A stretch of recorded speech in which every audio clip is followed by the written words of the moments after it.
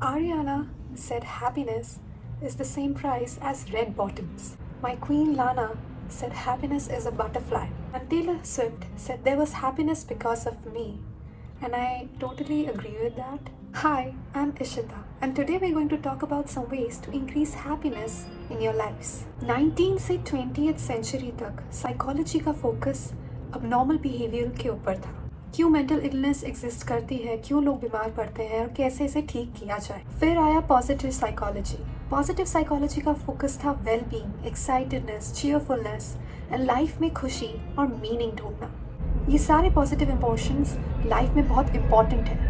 They can contribute to better physical health, improved immune function, longer life, creativity बढ़ जाती है, work life better होती है जिससे आप जॉब में ज़्यादा अच्छा काम करेंगे एंड अल्टीमेटली अर्निंग्स बढ़ेंगी। रिलेशनशिप्स इंप्रूव होती हैं, फ्रेंडशिप कनेक्शंस अच्छे होते हैं एंड अच्छी पार्टनरशिप्स इस्टेब्लिश हो पाती हैं। प्रो सोशल बिहेवियर इंक्रीज होता है, लोग अपनी सोसाइटी के लिए, अपनी कम्युनिटी के लिए काम करना चाहते हैं एंड लाइफ चैलेंजेस से अच्छे से डील करना आ जाता है। हैप्पीनेस की कैपेसिटी 50% जेनेटिक यानी बायोलॉजिकल एंड हेरिडिटी पे आती है।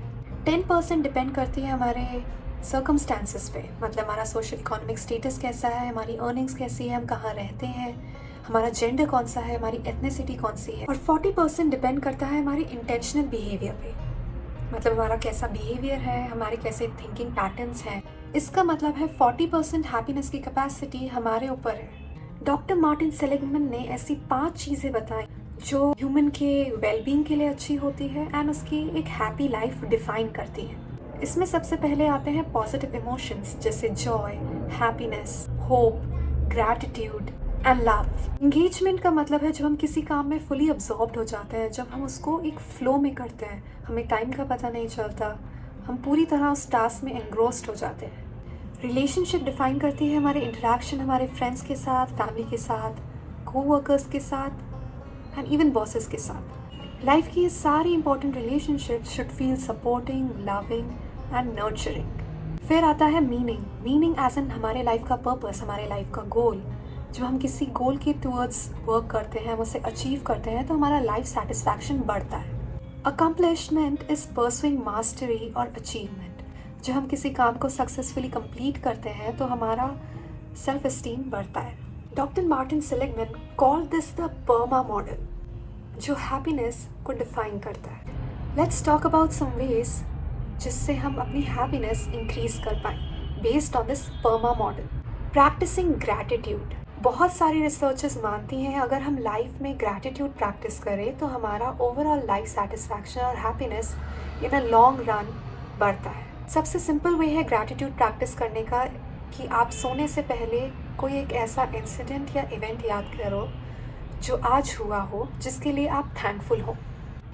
Another way to increase happiness is flow. Now these activities can be games, it can be dance, it can be singing, gardening or even your work. फिर आता है mindfulness. Mindfulness teaches you to live in the present. ये हमें हमारे negative thoughts, overthinking से deal करने में help करता है और ये बहुत अच्छी रिलैक्सेशन टेक्निक भी है। माइंडफुलनेस जर्नलिंग, योगा, मेडिटेशन से अचीव कर सकते हैं। Engage in random act of kindness, help someone, donate to an NGO or an organisation. Healthy relationships build करिए फ्रेंड्स एंड फैमिली के साथ, spend quality time with them. Physical exercises करिए, set goals and achieve them. Get enough sleep, have a balanced and healthy diet. Do these activities every day to improve your mood and in the long run, your well-being.